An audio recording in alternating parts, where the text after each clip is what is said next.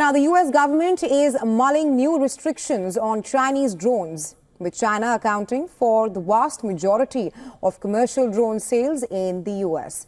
This move could impact not just companies but consumers who rely on these devices on a daily basis. The U.S. Commerce Department has announced that it is mulling new rules which could restrict or ban Chinese drones from the U.S. market. The department is asking for public comments until March 4th to assess the potential rules aimed at safeguarding the drone supply chain.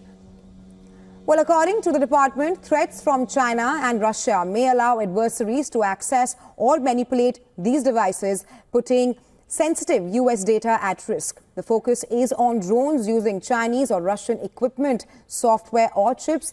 And it's not just a small slice of the market we are talking about here. China accounts for the vast majority of U.S. drone sales. DJI, the world's largest drone manufacturer, holds over 50% of the U.S. commercial drone market. In September, the House of Representatives voted to bar new drones from DJI from operating in the U.S. The same month, Customs and Border Protection blocked imports of some DJI drones under the Uyghur Forced Labor Prevention Act. Now, if the new restrictions are implemented, DJI and other Chinese companies could be prevented from launching new products in the U.S. Consumers and businesses relying on these drones for photography, farming or logistics could also face higher cost or limited options. But this issue is not just about market dominance. There's also a national security angle to it. U.S. lawmakers have repeatedly raised concerns about DJI drones potentially transmitting data to Beijing or being used for surveillance purposes.